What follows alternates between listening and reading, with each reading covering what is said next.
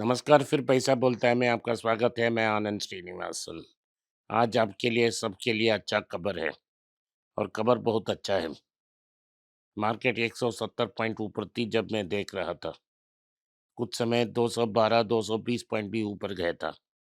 24,000 को 1-2 मिनट के लिए पार भी किया था। उसके बाद नीचे आया। लेकिन मार्केट इस खुशी में जा रही है कि इसराइल ने लेबनान को अटैक करने से एक ब्रेक ले ली है और बोला है कि वो लेबनान से बात करेगा। लेकिन अब तक ये सर्टेन नहीं है कि ये सीज़फायर होल्ड होगा। सैटरडे और संडे के में जेडी वांस और ईरानियन रिप्रेजेंटेटिव्स के बीच कुछ बातचीत हो सकती है। उस बातचीत के बाद ही हम कह सकते हैं क्या सीज़फायर होल्ड करेगा कि नहीं। सीज़फायर के बाद ही हम ये कह सकते हैं कि क्या स्टेट ऑफ होर्मुज़ खुलेगा कि नहीं खुलेगा। अभी तक स्टेट ऑफ होर्मुज़ है नहीं खुला। इसका मतलब है अभी तक प्रेशर ईज नहीं हुआ है, मंडे तक ईज नहीं होगा। अगर मंडे ईज भी होता है तो मई फर्स्ट ही सप्लाईज नॉर्मल होगा। और अगर सप्लाईज नॉर्मल नहीं होंगे, एलपीजी सिलेंडर का और फ्यूल का शॉर्टेज भारत को तंग करता रहेगा। सरकार कह रही है कोई प्रॉब्लम नहीं है, कोई चिंता का बात नहीं है। लेकिन मैं अपने गौशाला आया था आज। आने के समय रास्ते में कुछ नाश्ता के लिए रुका था। वहाँ एक सिंबल रखा था कि आज एलपीजी शॉर्टेज के कारण कुछ आइटम्स नहीं बन रहे हैं। उसके बाद मैंने पेट्रोल स्टेशन में पेट्रोल भरने के लिए रुका। वहाँ देखा कि 200 ऑटो वाले क्यू में खड़े हैं सीएनजी लेने के लिए, ऑटो गैस लेने के लिए। उनका हर दिन का भाड़ा 200 से 300 रुपया होता है। अगर 2 घंटा के लिए वो पेट्रोल स्टेशन में रुकते हैं, तो उनका हर दिन का कमाई क्या होगा, आप खुद समझ लें। सारे इंडस्ट्रियल सेंटर्स भारत त्रिपुर से लेके पंजाब तक ये न्यूज़ आ रहा है कि माइग्रेटरी लेबर है, एलपीजी सिलेंडर के शॉर्टेज के कारण उनके खाने का जो इंतज़ाम नहीं हो रहा है और वो बढ़ रहा है। तनख्वाह पाने के बाद वो अपना नौकरी को वहाँ का वहाँ छोड़कर वापस गाँव जा रहे हैं। अगर ये मूवमेंट और चलता रहा, तो वापस आने में 1-2 महीने लग जाएगा, तो जून तक जो प्रोडक्शन होना था वो फुल रेंज में नहीं होगा। लेकिन अब तय है कि मार्च और अप्रैल का जो प्रोडक्शन का होना था वो प्रोडक्शन नहीं हो रहा है। इसलिए पिछले साल से के 1 महीने और इस साल के पहले महीने में कंप्लीटली जीडीपी ग्रोथ चौपट हो जाएगा। जो भी चाहे सरकार कहे, सच यही है कि मार्केट में कोई खरीदारी नहीं है और प्राइसेस जारी हैं। कल इकोनॉमिक टाइम्स में जो सारे एफएमसीजी महारथी से बात हुई, उन्होंने सब कहा है कि इनपुट कॉस्ट 10-15% ऊपर गई है, तो धाम को 10-15% ऊपर करेंगे। इधर प्राइस को ऑटोमेटिकली ऊपर करेंगे, नहीं तो श्रिंकफ्लेशन करेंगे। श्रिंकफ्लेशन का मतलब पैकेट का साइज को कम करेंगे। मैंने आपको ऑलरेडी बताया जो भी गुड्स प्लास्टिक्स को यूज़ करती है, पेट्रोकेमिकल्स को यूज़ करती है, मैन मेड फाइबर्स को यूज़ करती है, उनकी दाम में और इंक्रीज होगा, तो सारे के सारे चीज़ में महंगाई बढ़ेगी। तो हमारा जो ऑयल मिनिस्टर एप्स्टीन का दोस्त हरदीप सिंह पुरी अभी कतर गया है। उनसे वहाँ गया है कि कहने के लिए आप कुछ अपना प्लान्स ठीक-ठाक करें और जल्दी की जल्दी भारत को एलएनजी और कंप्रेस्ड नेचुरल गैस दें। लेकिन वो तभी दे पाएँगे जब वहाँ से कुछ प्रोडक्शन बने और ईरान उसे अटैक नहीं करें। अगर इसराइल लेबनान को अटैक करती है, कतर की प्लान्स में अटैक होगी। अगर अटैक भी बंद हो जाते हैं, वहाँ से होर्मुज़ के थ्रू ही भारत को आ सकती है। जब तक होर्मुज़ बंद है, कुछ नहीं हो सकती है। तो हमारा जो प्रॉब्लम्स है, वो मई फर्स्ट तक कंटिन्यू होगा। मेरा दोस्त एक एचपी का डीलर है, मैंने उनसे बात की। उन्होंने कहा है कि जो रेशनिंग जल्दी आ जाएगी, नहीं तो दाम को ऊपर करना पड़ेगा।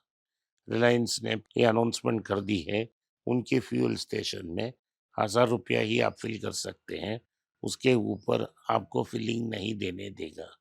ये तो एक बहुत लकी आदमी हैं, उन पे जो फ्यूल एक्सपोर्ट टैक्स लगना है वो नहीं लगता है और लॉस को कैप करने के लिए वो ₹1000 ही आपको फ़िल करने देंगे।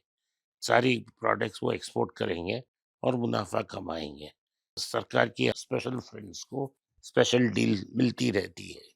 लेकिन जो भी हो, तो हमें संकेत मिल रही है कि 23 अप्रैल के बाद यानी कि पेट्रोल का दाम ₹10 ₹20 ऊपर जाएगा या डीज़ल का दाम भी ऊपर जाएगा या रेशनिंग आ जाएगा। जब दाम ऊपर जाएगा, रिलायंस रेशनिंग को खत्म कर देगा। ये न्यूज़ अभी जा रही है। आज हमारे लिए खुशखबरी ये है कि टीसीएस का रिजल्ट शानदार था। 14% रेवेन्यू ऊपर गई और क्योंकि करेंसी डिप्रिशिएट हुई, कांस्टेंट करेंसी टर्म्स में टर्नओवर नहीं बढ़ने पे भी प्रॉफिट्स मार्जिन उन्होंने अच्छा की। ये में $2.3 बिलियन की उन्होंने कॉन्ट्रैक्ट ले ली है और उन्होंने कहा है कि 3 बड़े कॉन्ट्रैक्ट्स $12 बिलियन की साइन हो गई है और हमें ₹31 की डिविडेंड भी मिल गई है। ये डिविडेंड हमारे लिए अच्छी है क्योंकि हम कम दाम में कुछ अच्छा स्टॉक्स पिकअप किया है। मैंने आपको बोला था 3000 से जब ये नीचे जाएगा, आप इसे कंसीडर करते रहें। आज जब मार्केट ऊपर है, आईटी इंडेक्स 2% नीचे है। तो लॉन्ग टर्म में ये कोई प्रॉब्लम नहीं है, एक बड़ा भारतीय कंपनी होगा। लेकिन टाटा सन्स के लिए कुछ प्रॉब्लम है। उनकी जो डिविडेंड मिलनी थी टीसीएस से, वो 12% कम हो गई है। ब्रिटिश गवर्नमेंट ने कहा है जेएलआर को 4000 करोड़ का जो सब्सिडी मिलना था बैटरी एक्सपेंशन के लिए, उनको ये सैंक्शन हो गया है। तो ये न्यूज़ है कि JLR globally electric vehicles launch करेगी। ये भारत में वो 20% ईवी कार्स की डिमांड बढ़ने से हुंडई पीछे लग गई है और टाटास और महिंद्रा आगे निकल चुके हैं। सरकार को अपने प्यारे बेटे के लिए काम करना था, मारुति के लिए उन्होंने काम की। उन्होंने कैफ नॉर्म्स को ट्वीक किया है और स्मॉल कार्स को बेनिफिट की है। मारुति में सिर्फ स्मॉल कार्स ही बिकते हैं, बड़े कार्स उतना बिकते नहीं हैं, तो उनको बेनिफिट करने के लिए एक ट्वीक हो रही है। टाटास और महिंद्रा को एक स्मॉल कार्स लॉन्च करना पड़ेगा। न्यूज़ मार्केट में ये रूमर हो रही है, क्या टाटा नैनो की इलेक्ट्रिक वर्जन लॉन्च करेंगे और क्या वो ठीक-ठाक से चलेगा? ये मार्केट की रूमर्स है। टाटा स्टील ने कहा है क्योंकि ग्लोबल का क्रॉस प्रेशर्स बढ़ गए हैं, यूके की ब्रेक इवन प्लान 1 साल पिछड़ जाएगी। अब फार्मा में न्यूज़ क्या-क्या है इसको हम देखते हैं। हमने नाटको को जो पटाखे लिस्ट का एक प्रोमिनेंट मेंबर था, उस पे बहुत सारे क्वेश्चंस थे। लोग कह रहे थे कि ये एक स्टार्टअप कंपनी है, इसमें बहुत रिस्क थी। मैंने आपको डिटेल्ड एक्सप्लेनेशन दिया था, क्यों हमें नाटको कंसीडर करना है। तो उसका फल आज मिल गया है। नाटको 52 वीक हाई पार कर चुकी है।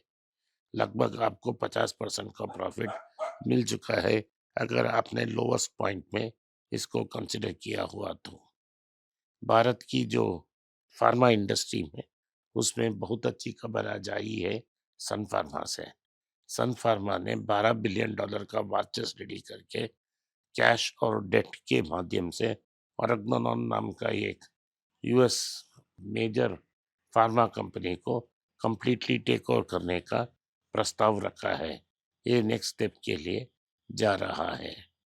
टेस्ला ने कहा है कि एक वो मास मार्केट कार बनाएंगे ताकि वर्ल्ड मार्केट्स में वो कैप्चर कर सकें।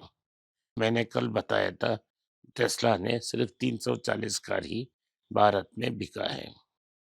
तो अगली न्यूज़ उनके लिए बहुत खतरनाक होता है क्योंकि उनको मार्केट से प्राइस आउट हो जाते थे जब मर्सिडीज और ऐसे बड़े कंपनीज भी प्रीमियम कार इलेक्ट्रिक लॉन्च करते हैं और उसे बढ़ावा देते थे।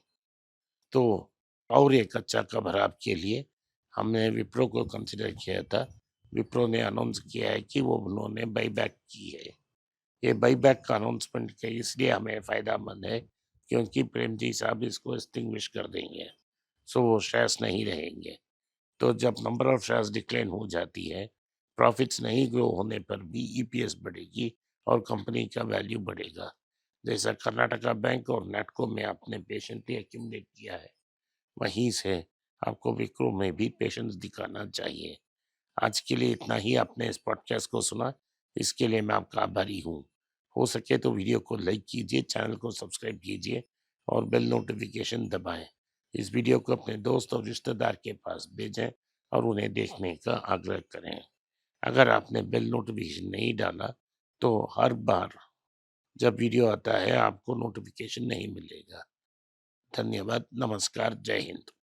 अगर आप मुझसे संपर्क करना चाहते हैं, नीचे दिए गए ईमेल में मेल भेजें। मेरी टीम आपके साथ संपर्क करेगी और मदद भी करेगी।